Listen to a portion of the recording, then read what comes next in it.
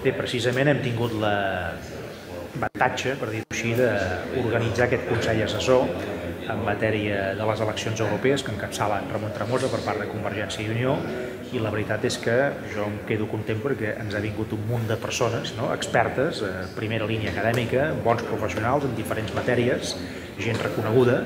que venen a posar el seu gra de sorra entorn del projecte de Convergència i Unió i de la teva candidatura. Jo crec que això va en aquell camí d'anar apropant gent de la societat catalana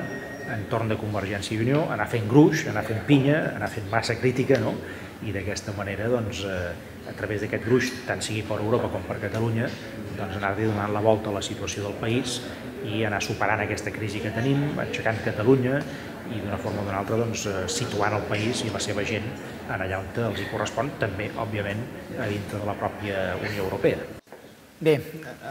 pensem treballar amb 4 eixos de campanya. Un primer centrat en les infraestructures i que l'hem titulat Catalunya a porta d'Europa perquè pensem que en la situació de crisi econòmica greu i que tindrem encara més greu al mes de juny, cal centrar molt des de la política quines propostes oferim als ciutadans, quines 3-4 infraestructures pensades en clau global per aprofitar oportunitats globals necessitem a Catalunya per seguir sent un país de primera divisió. I llavors treballarem també en els eixos d'estat del benestar, en què Europa és un model de bones pràctiques, a estudiar, analitzar i aplicar també a la Catalunya. I mirarem també, un tercer eix seria el del medi ambient, com fer compatible el medi ambient amb el progrés econòmic, com el medi ambient a Europa és gestionable, com a Catalunya potser hem d'acostar-nos més a Europa en aquest tipus de compatibilitat de medi ambient i progrés econòmic. I finalment,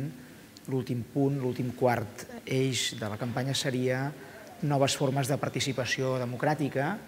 que avui en dia estan fent que en les societats avançades, en els països més desenvolupats,